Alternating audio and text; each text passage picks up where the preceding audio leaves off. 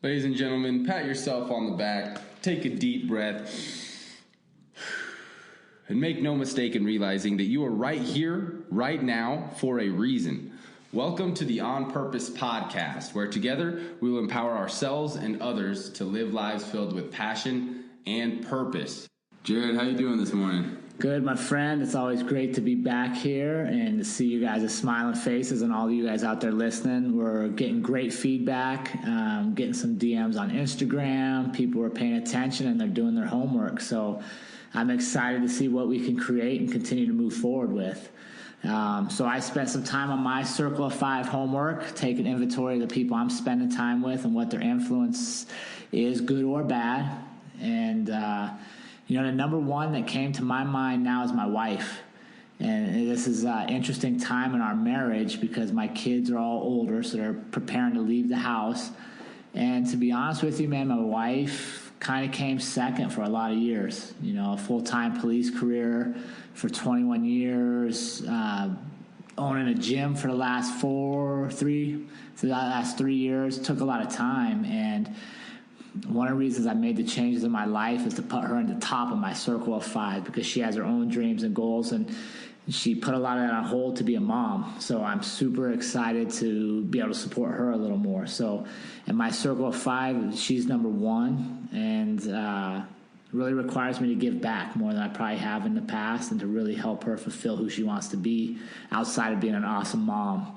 So I didn't go much further than that, to be honest, because I was like, this is so important. She should be like 1 through 4. And then my last one is the family at the gym.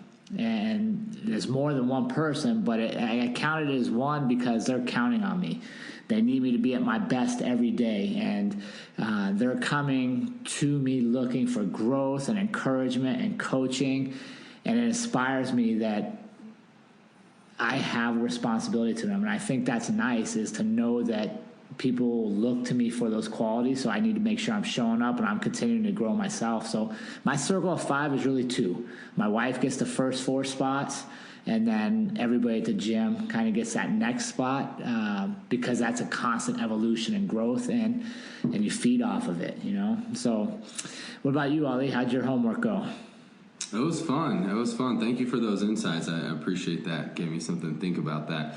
I love doing the homework on our podcast, and I found that I put kind of 5 groups, and there's a few individuals in there. So immediate family, mom, brother, pop. Those 3 are kind of my number one, my rocks. You know, I can always count on them to feel loved, supported, uplifted, unconditional love from them. And it's my coworkers that I see daily, my 2 employees, my colleagues, Casey and Josh. I really feel loyalty and gratitude from them. I feel motivated to bring them up, to be successful, and to help, teach them as much as I can about business, lead by example. And I'll also feel really impressed when they step up. And then my Toastmasters group, specifically one person I spend a lot of time with that's in my circle there is TJ Grissel, extremely committed person, national championship quarterback in his college years. I mean, incredible. And the whole group of Toastmasters is just absolutely amazing. Everyone's there to improve themselves. It's extremely super energetic, uplifting, and we're learning every single week. So that's amazing. And then, of course, a trials tribe. And then I have kind of two forms with you. I have Coach Jared inside the gym, and then I have Jared outside the gym, and that dynamic. I mean, truly, I feel like a champion, a beast when I'm around you, whether it's in the gym or in there. And everyone in the trials tribe, I feel empowered. I feel relentless. I feel amazing. So I'm very grateful that I have a pretty damn good Circle of Five. There's not a lot of negativity in my circle at all. No, and I certainly appreciate that. And I think that's one of the things that I like about our circles. We're very humbled by the circle. Right, you're not always at the top of your circle. Sometimes you're the leader in certain portions. Sometimes you're the follower. Sometimes you're the student. Sometimes you're the coach. And I think embracing all of those roles is truly what gets you the most fulfilling relationships within those circles. So I appreciate that, and I feel the same about you, man. I look up to you guys in many ways, and I learn from you just as much as I give. And those of you out there listening, like, understand this podcast is different. right? And we've told you guys that from the beginning. This is not sit and like be entertained and have fun. Yeah, that's good. But how do we get better? And it's doing those homework assignments week after week that are going to get you that consistent growth and a reevaluation and the development of yourself. And, Ali and I are blessed to lead a small mentorship group once a week as well. And the thing we tell them repeatedly is that relationship with yourself is the most important one, right? How you feel about yourself, looking towards yourself, knowing your goals, where you're working, and not putting everything on the external side. And with that, sometimes means you're going to agree to disagree, or maybe you won't agree to disagree, and you're just going to flat out disagree. And I think that kind of ties into maybe this week's episode. Yeah. We got a good topic to discuss and kind of hash up with you guys, and we're definitely on different sides of this one. But being able to sit down and share your ideas and let me see why you think the way you think and you understand how I see it the way I see it, maybe at the end of the day we disagree, but we can have that discussion. And I think that's missing in a lot of places in the world today. And hope you're ready for this episode. We'll sit back and get after it. Yeah. You want to talk about romantic relationships for a little bit? Shoot, bro, I'll kick that one to you, young fella. Well, I think it's a really interesting dynamic here because you just mentioned married for 20 years. 20 years of September. 20 years of September. Congratulations. What is that, silver? Or? There's something for it, I think. I don't know. Alex will fact check that one with our quotes. Well, awesome. Happy early 20-year anniversary. Right. Obviously that takes cultivation, lots of energy, commitment to be in a union with someone for so long. And I think this will be a cool topic to hash out because we have very different relationship experience. Moment of vulnerability here. Growing up with a very masculine father in Islamic culture to where the women are covered and everything. I mean, just the other day I'm talking to my dad and I told him about the breakup and he's like, oh, go to the Middle East and you'll marry a virgin. Like that's literally his mentality because he's grown that. So I've had to do a lot of internal work to really deconstruct this concept of devaluing women if they are sexual. So frankly, I'm 27 years old. I've only had 2 girlfriends in my entire life because it was always like, I was in a fraternity, and if I knew a girl had been with some of my other buddies, it's like, oh, she's not worth it for me. Even though here I am being all promiscuous and 100% hypocrite. 100% hypocrite. So I've recently, just over the past couple of years, had to do a lot of work to kind of deconstruct that type of mentality, and it really hindered my relationships. It really hindered me being able to grow and get close with a woman having that very judgmental mentality. And I don't think that it's only prevalent among, Middle Eastern countries or Islamic thoughts. I think it's prevalent like a lot of men. There's like slut shaming, right? But I think that there's also a dynamic too for men where there's like that creeper shaming, right? Women kind of fire back to where men are almost afraid to just have a conversation with a woman because, creeper, get away. Or I'm from Texas, so I always open the door especially for a woman. And I've gotten some of that, like, what are you doing? Especially like this muscle, like, what are you trying to do? I'm just being nice kind of thing. But there's this dynamic to where there's a lot of judgment surrounding like romanticism. People are getting married a lot later. So let's cover some relationship stuff. What do you said that's all me. If you got a question for me, I'll answer it. To me, it's very similar. The relationship has to grow. And for us to be married 20 years, man, we've changed drastically.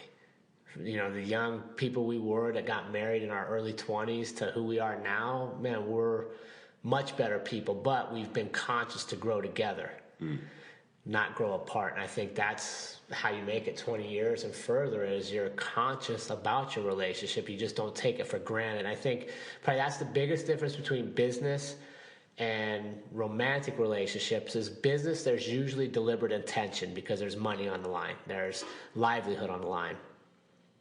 Romantic relationships, I think it's super easy to take for granted.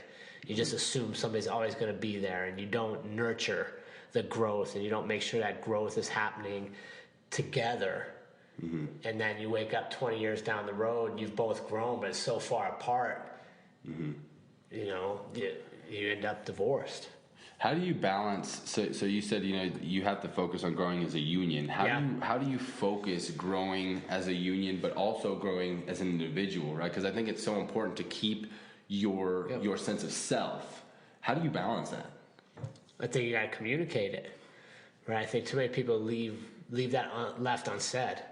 They're growing, but they're not sharing how they're growing, or they're not growing in healthy ways. For us, man, fighting was a huge growth opportunity for me. My wife didn't like it, but she supported it. She took care of the nutrition so I could cut weight. She took care of running the kids so I could be at practice.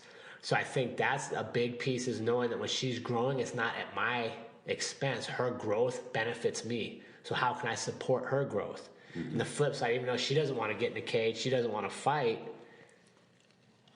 it brought a whole different world into our lives. The gym, relationships like this, public speaking. Like, there's so many positives, and she did her part to support it. So I think that's a huge piece, is don't look at somebody else's growth as hindering yours. And I think that's good for business and romance. Mm-hmm. Right? There's plenty of money to be made in the world. There's plenty of love in the world.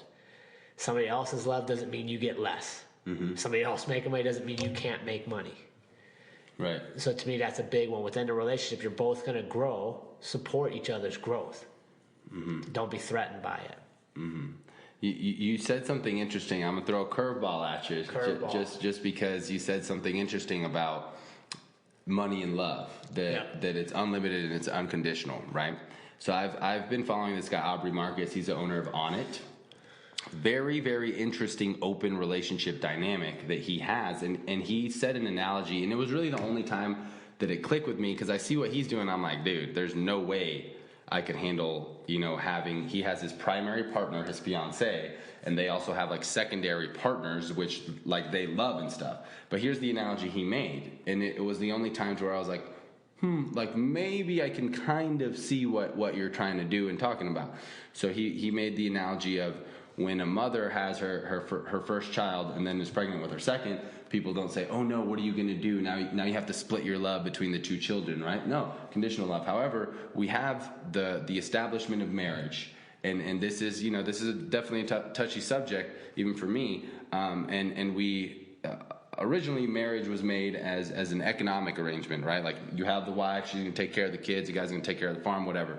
But I think in today's society now, that's where we do allow the limitation of love to be, right? And I'm not saying like that you can't like have one thing with certain people, but we do say that like this type of love with my sexual partner, with my monogamous partner, is only for this partner, and I can't love anybody else in that way. What do you think about that? Are you familiar with Aubrey Marcus and kind of? I know the honest stuff. What do you have you seen his relationship stuff? Not for me. Okay. I'm not judged. Like, he do whatever you do. He's obviously very successful. I couldn't imagine doing that. Mm-hmm. Like, I enjoy my wife. I enjoy knowing that what we share is only for us. Right. And honestly, that's where I shared with my kids, is they get to this age of sexual exploration and stuff, is there's something special there, right? And to me, it's okay to value that.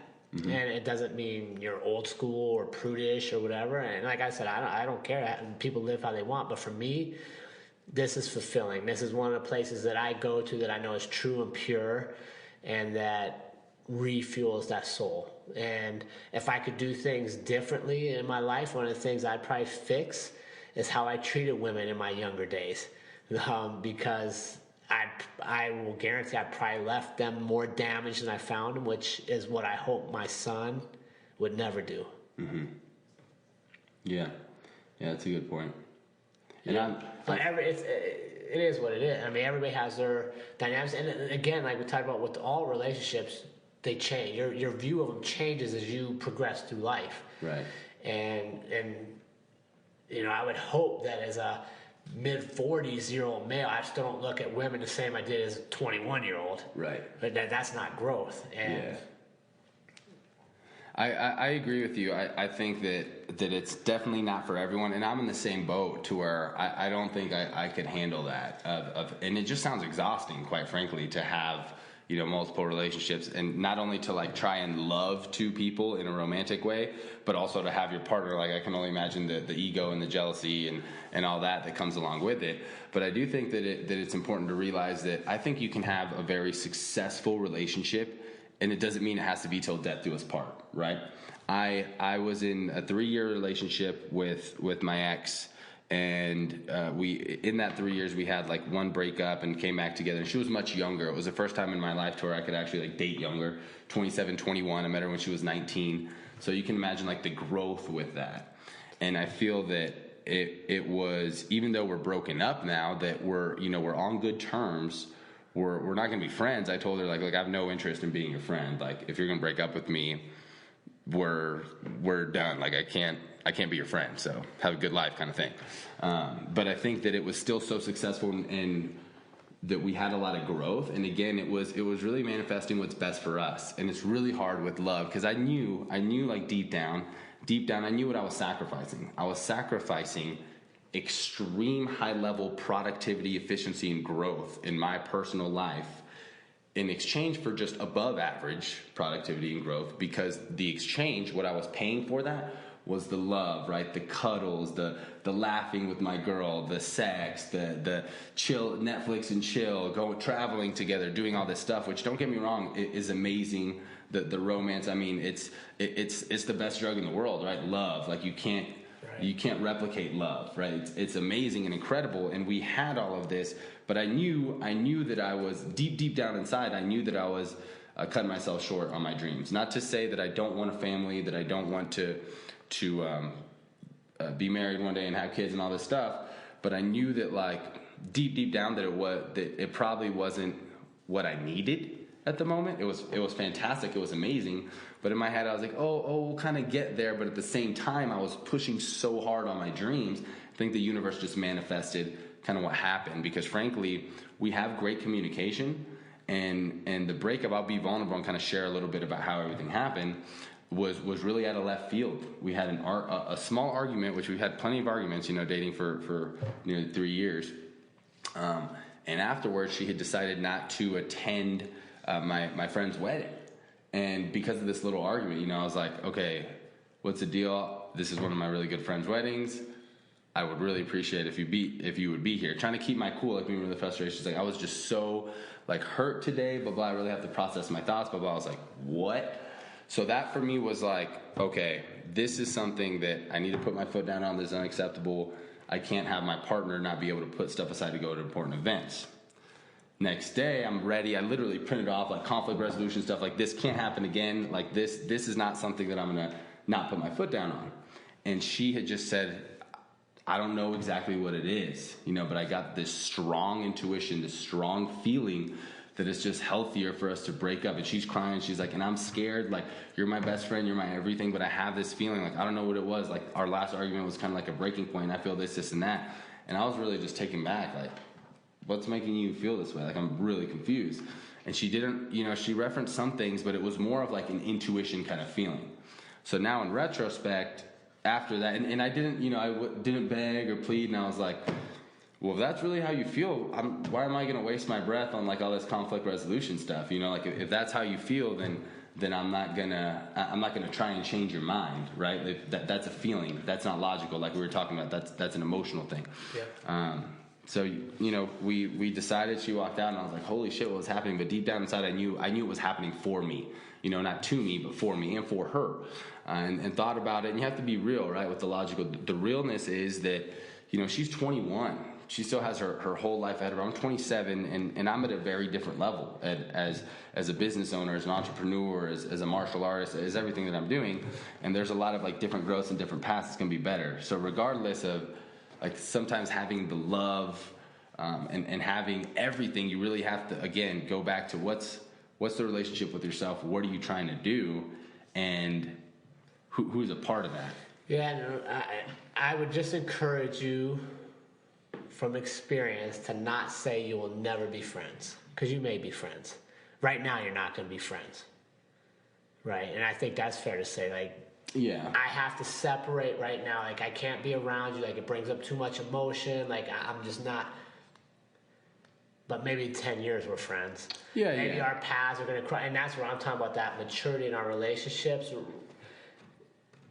I put people in a box in my 20s, and I left them there for a long time. And then I get to my mid 40s, I'm like, damn, dude, that dude's been in a box for 20 years. I might should let him out. Maybe he deserves another chance. You know what I mean? So it's hard, bro. Relationships are hard. Relationships are work. But I firmly believe, like you said, and like we've talked about before, that relationship with yourself is where it all starts. Mm-hmm. And acknowledging that. And a breakup for you, had you not had self-confidence, not had Q2 goals, not knew where your life is going, is a much different emotional response than when you know where you're headed. Right. Right. If you're drifting and you're looking to her for all your self-fulfillment, your identity, your recognition, your value, and she takes that away, it's a much different deal. So again, it ties back to what we talked about, that relationship with ourselves. And when we're strong there, then we can deal with all the other ups and downs of relationships. Romantic, business, friendships. But if we're lost internally, we're lost with who we are, it just magnifies the problems in the other relationships.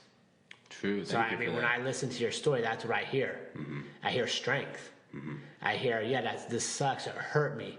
But hey, here's where I'm headed, because you knew before it happened where you were going. Mm-hmm. True. Don't get me wrong.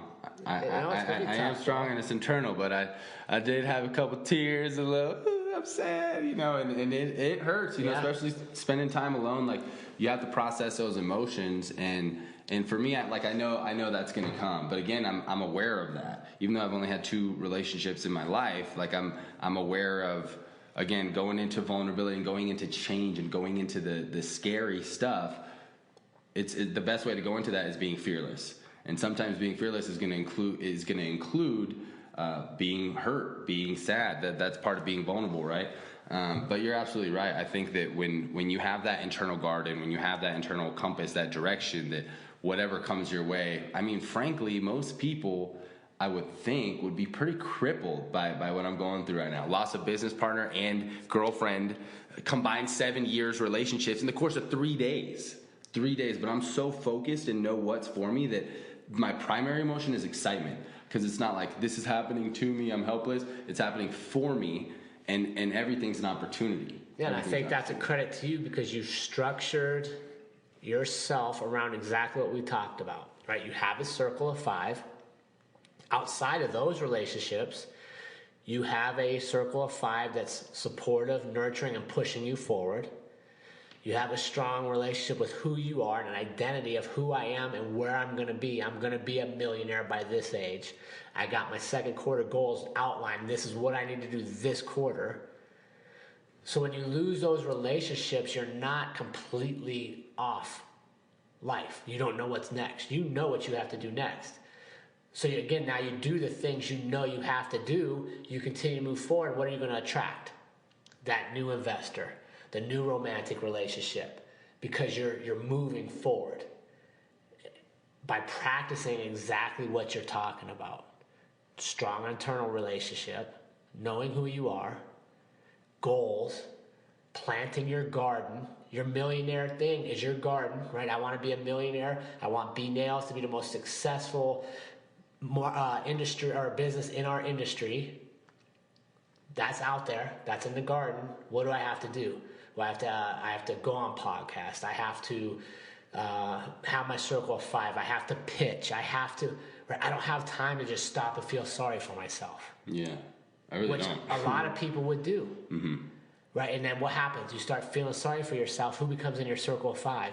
People feel sorry. The other dude's feeling sorry for it. And then what are you doing? You're at happy hour down the street drinking away. Right? And then you wake up the next day, you got a headache, and you forgot about your second quarter goal. So understand, guys, what we're talking about, what we're practicing, the homework we do as well as that we offer for you guys builds. And it allows you to have a base. So when things go bad, which they will, when relationships fail, which they will, when they hurt, when they feel good, We know where we go. We're on a path. We're not just randomly bouncing through life off the emotion. This feels good, I'll do this today. Oh, wait a second, that hurts me. Now I'll go over here to feel good. No, you have a path. And with that path comes your strength. With that path comes your security. With that path comes self-identity. Yeah. Jared, I think we might have to do like a number 2 for this because there's stuff that I really want to get deeper on, like the paradox of choice today, right? Where there's all this social media, everything, to where people, I think, are like, oh, well, if this relationship isn't working out great, I have a million other options, right? And it's like going to the damn cereal aisle at a grocery store. You got 1,000 cereals to pick from. It's like, you like Cinnamon Toast Crunch, but damn, like, look at all these other cereals. Like, there's all the paradox of choice in today's world is so heavy. So I really think we should do a number 2 of like, how do you really select a partner and commit? How do you select anything and commit? I mean, I'm in the cannabis industry. It's like, holy shit, CBD, hemp, vaporizers, grows. It's really hard to focus in today's world. So I want to touch more on that, but I know we're running. I'm kind of over here talking about my breakups and all this stuff, but let's maybe close out before we get into the homework. What mentors, books, or information has helped you with personal relationships? I know I definitely have a few recommendations. Sure. Yeah. So to me, I'm big on podcasts because it allows me to do multiple things at once. So like Gary Vaynerchuk's big for me, Jocko, Team Never Quit. I literally am very conscious of the information I surround myself with. And we talked about that in a previous one, right? What you take in and what you manifest out. So I meditate to focus on me, to set my intentions for the day, my goals for the day, remember what I am creating. And then I surround myself with other people that feed into that, right? And then that when I leave, I feel good having listened to them. Mm-hmm. I feel good having shared. And then, like we talked about, I engage with them. And maybe I'll never get where I want to get on social media. Maybe Gary V never sees that I comment on his post and I tag my buddies that we're hustling too. Nah, he's gonna see. But because I engage, it rewards, right? So to me, that's why I read books by similar people, and then I listen to a lot of podcasts. Love it. I got one book that comes to mind. It's called The 5 Love Languages. For me, with my relationships, whether it's a friend, whether it's a business partner, whether it's romantic, and again, you have to balance the emotion and the logical, but I just want to receive love. I just want people to show me love, and I only want to put out love. So for the 5 love languages, they say, have you read that one, by the way?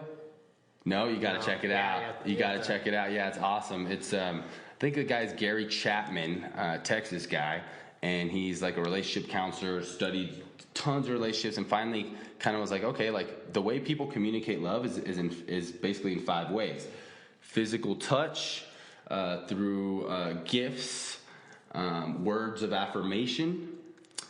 Let's pull this up real quick. Words of affirmation, and then there's quality time, and then I think there's one more. So quality time, and then let's see, the 5 types: acts of service, devotion. So for example, I took the test, and my 2 primary love languages are quality touch for most men, sex and stuff, and acts of service. So for me, like, and I think a big part of it had to do with like growing up. Like my mother was always kind of more of like the general like housewife, like washing dishes, blah blah. So in my relationships, like I would love when my woman would give me a massage or wash the dishes or whatever. I felt love that way. But maybe to her, if I'm doing all this for her, maybe that's not her primary love language. Maybe she just wants me to sit there and listen. Maybe her quality time, that shows her love. Yes, babe, I understand, blah blah. So you have to know how people receive love languages, and that's for any relationship. People might be big on gifts. Like I like sending to some of our clients, what are they called, edible arrangements. And some people that I've sent edible arrangements for, I mean, they'll bend over backwards for me because they remember fucking strawberries and pineapples. And that's how they receive their love. Like, oh man, he got me a gift. So it's really important to notice how people react, because you can be at receiving gifts. Right? A lot of men think that women, they buy them, they shower them, all this stuff, that they're going to feel like they love them. But really, that their primary love language, a lot of primary love language with women, feminine energy, is quality time. Right? They just want you to listen. They just want you to understand. And that was I saw that with my parents. That was before they got divorced. That was a big missed thing, because that's one of my mom's primary love languages. And my dad does not speak quality time. He's more like the gifts and acts of service. So I highly recommend that because Dude, I feel like, honestly, my wife called you and told you to put that in here. I can't tell you how many discussions we've had on the love languages. This is the truth. I'm telling you, 5 love languages is the truth, and that's my one big recommendation for how to get better at relationships. I mean, that did wonders. I mean, despite that I just got dumped, that did wonders for my romantic relationship. But yeah, definitely recommend checking that out. So Jared, what homework do we got for our relationship podcast? Yeah, so here's what we're going to do. We're going to look at our circle of 5, and we're going to unemotionally take inventory of 5 people we're spending our most time with. Right, we're going to look at, and by taking that emotion on, I really mean moving the emotion of, okay, this person has this role in my life, so they're allowed to do this. I'm saying neutralize that. I spend my time with Bill. I spend my time with Mary and whoever, Katie and whatever. Take inventory of that. And then I want you to write down 2 or 3 things that they bring to you or take from you. And then just make a note of how do you feel after you interact with them. Got it. And then we're going to share that. And here's what's important to me, team, is that sharing piece. Because when you share, a lot of times what you're going to realize is you're not alone in the problems you face. Or that your problem isn't nearly as big as you thought it was, right? I think my problem is so big and I'm internalizing it and nobody else knows. But then when I share and all these shares, I'm like, oh, dude, his problem was way worse. Right? And because he's taken action, now what does it make me do? It makes me start to act. A lot of times we internalize it, and if we don't share our problems, if we don't share what we're working on, there's no accountability, there's no growth, and it seems insurmountable. Mm-hmm. Whereas when you actually share, you'll see other people are tackling bigger issues than you. Or if you're tackling the biggest issue, you got support along the way. Yeah, and I'm not sure exactly where we're sharing it yet, but our producer of the podcast will let you guys know. Email. You can always hit us up on Instagram as well, Facebook. We both have YouTube channels. Mine's less developed, but definitely the media's out there. Ali Abuzlam, Jared Hardy. So just to recap the homework, identify the 5 people I'm spending the most time with, and then write 2 to 3 things about how they make me feel and what they're contributing to the relationship or taking away. Let's be honest. And some people are not giving. Reporting it back next week. Shoot us an email. We'd love to go through those responses. Yeah, we'd like email for that in case you're sharing something personal. We'll pick a few to maybe share on the podcast, but I guarantee if you reach out to us, we are in professional development. We will respond to you and we'll share this journey together. So we appreciate you guys being here. Ali, good stories today, my man. That's a rough week, but like we talked to you guys. Yeah, he's here, right? He didn't take the day off. He didn't back down. He rose up. We're moving forward. We still got goals to accomplish, and we'll attract those that are supposed to be in our circle. So hats off to you, my friend. I'm proud of you. Keep battling forward. Alex, as always, it's good having you on the backside of things. We can't get it done without you. And team, remember this. Life is far too short for us to live any other way than on purpose. And we will do that as a team. So we will see you all next week. Man, Ali, great job breaking down the relationships for us. And again, I applaud you for knowing who you are and not letting those relationships derail you from your goals and your path. And you just got to believe you're going to attract more relationships that are going to benefit you in the future. Mm-hmm. So with that, why don't you let our listeners know how can they start to identify their internal self to make sure that they are strong with who they are before they're looking externally at other relationships? How can we get the listeners to be able to do that? Definitely. I really recommend taking the 5 love languages test from that book. You can go to, it's the number 5 lovelanguages.com, and you can take that test and really see how you receive love best, right? Do you receive love when someone's doing you a favor, when someone's giving you a hug, when someone's giving you words of encouragement? Find that out. And then I also encourage you, if you are in a romantic relationship, significant other, or even a really close relationship with a parent, sibling, whatever it is, maybe find someone else to take the test with you so you can kind of see and compare results. And then, of course, share your findings with us. Email us what you find with those love languages as well. And I know that especially we have a lot of MMA fighters and a lot of macho guys that listen to this podcast. And guys, just realize that this is only going to make you a better man regardless of the terminology around it. Love language, right? Just trust us on this one, and I highly recommend doing the homework for this episode. Yeah, learning about yourself will never make you weak, right? And we can all pretend we don't have feelings and we don't hurt, but we all bleed. Mm-hmm. We all have ups and downs, and like Ali's example this week has been phenomenal. He took the downs life threw at him that weren't of his own making, weren't of his own choosing, but because he's done this work, he's put in his time, he's able to handle it better than if he hadn't taken the time to know it. So get to know yourself before you can attract those external that you want. So, man, I love it, and that's exactly what we're here for, team, is to share these stories, real life, real people, but no excuses, right? We're going to continue to get better on purpose. So, yeah, let's get after it. I don't care what your walk of life is. You can learn more about yourself. So take all these homework, and we'll report back in a week. Yep. Remember, empowering lives for ourselves to live life with more purpose and passion. This has been the On Purpose Podcast. If you'd like to follow up on this week's action items or give your feedback, please reach us by email, which is in the description below. If you'd like to keep up with Jared or Ali, check out their Instagram accounts, both of which are in the description below. Thank you all for listening, and we will see you next week.